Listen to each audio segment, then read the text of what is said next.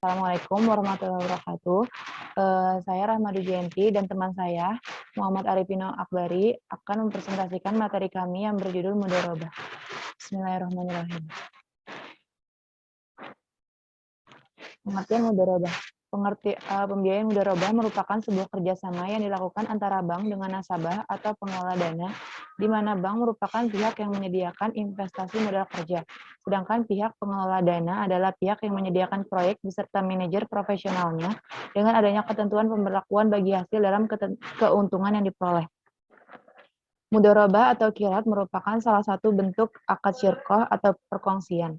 Istilah mudharabah ini seringkali digunakan oleh orang Irak, sedangkan orang Hijaz menyebutnya dengan istilah qirat. Mudharabah dan qirat mempunyai arti yang sama walaupun istilah keduanya berbeda. Mudharabah atau yang disebut juga qirat mempunyai arti memutuskan. Memutuskan di sini yaitu artinya sepemilik modal telah memutuskan untuk menyerahkan sejumlah uang yang ia punya untuk diperdagangkan, yaitu berupa barang-barang, dan juga ikut serta memutuskan sebagian dari keuntungan bagi pihak orang yang berakad ini. Secara teknis dapat kita ketahui bahwa mudharabah yaitu suatu kontrak kemitraan atau partnership yang berlandaskan pada pembagian hasil dengan cara seseorang memberikan modalnya atau yang disebut juga sebagai syahid al-mal atau investor kepada pihak yang lain, di mana pihak ini merupakan pihak kedua yang mengelola usaha atau mudharib, dan kedua belah pihak membagi keuntungan atau memikul beban kerugian berdasarkan isi perjanjian bersama yang telah disepakati sebelumnya. Dasar hukum mudharabah. Dasar hukum dari penerapan mudharabah ini adalah Al-Quran, Al-Hadis, fatwa sahabat, ijma, qiyas. Dasar hukum mudharabah menurut ijma ulama, yaitu mudharabah hukumnya jaiz atau boleh. Dasar hukum Al-Quran di sini yaitu dari Quran Surat Al-Baqarah ayat 198 yang artinya, tidak ada dosa bagimu untuk mencari karunia atau rezeki hasil perniagaan dari Tuhanmu. Lalu di sini ada hadis yaitu, diceritakan kepada kami Hasan bin Ali Al-Khalal, diceritakan kepada kami Bisri bin Sabit Al-Bazar, diceritakan kepada kami Nasr bin Al-Qasim dari Abdurrahman bin Daud, dari Solih bin Suhaib radhiyallahu anhu bahwa Rasulullah Shallallahu alaihi wasallam bersabda, 3 hal yang di dalamnya terdapat keberkahan yaitu jual beli secara tangguh, muqaradah atau mudharabah, dan bercampur gandum dengan tepung untuk keperluan rumah, bukan untuk dijual. Hadis riwayat Ibnu Majah nomor 2280, kitab At-Tijarah.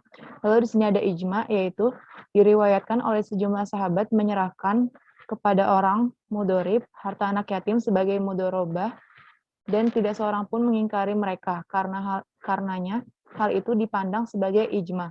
Lalu yang terakhir ada kias, yaitu transaksi mudharabah dikiaskan dengan transaksi musaqah atau mengambil upah untuk menyiram tanaman. Jika ditinjau dari segi kebutuhan manusia, yaitu karena sebagian orang yang kaya dan miskin, terkadang sebagian orang memang memiliki harta tetapi tidak mempunyai kemampuan untuk memproduktifkannya, dan ada pula orang yang tidak mempunyai harta tetapi mempunyai kemampuan untuk memproduktifkannya. Selanjutnya akan dilanjutkan oleh teman saya, Muhammad Arifino. Ada rukun dan syarat sah mudharabah. Yang pertama, penyedia dana atau sohibul mal dan pengelola atau mudharib harus cakap dan paham akan hukum. Yang kedua, pernyataan ijab dan qabul harus dinyatakan oleh para pihak untuk menunjukkan kehendak mereka dalam mengadakan kontrak atau akad. Yang ketiga, ada modal merupakan sejumlah uang atau aset yang diberikan oleh penyedia dana kepada mudharib untuk tujuan usaha. Dan yang terakhir, keuntungan mudharabah yaitu jumlah yang didapat sebagai kelebihan dari modal. Jenis mudharabah. Yang pertama ada mudharabah mutlaqah. Usaha diajukan oleh mudharib kepada sahibul mal. Dalam akad ini, pemberi modal tidak menentukan jenis usaha apa yang akan dilakukan dan hanya memberikan modal usaha. Nantinya pemberi modal akan menerima nisbah bagi hasil dari usaha yang berjalan. Dan di dalam mudharabah mutlaqah ada 2 poin. Yang pertama, A. Sahibul mal tidak memberi batasan-batasan atas dana yang diinvestasikannya. Mudharib diberi wewenang penuh mengelola dana tersebut tanpa terikat waktu, tempat, jenis usaha, dan jenis pelayanan. Yang poin B, ada aplikasi perbankan yang sesuai dengan akad ini, yakni time deposit biasa. Lalu selanjutnya, dari jenis-jenis mudharabah yang kedua ada mudharabah muqayyadah, yaitu usaha ditentukan oleh pemberi modal atau sahibul mal.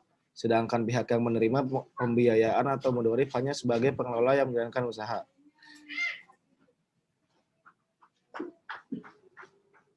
Dan yang terakhir, hal-hal yang membatalkan dan berakhirnya mudharabah.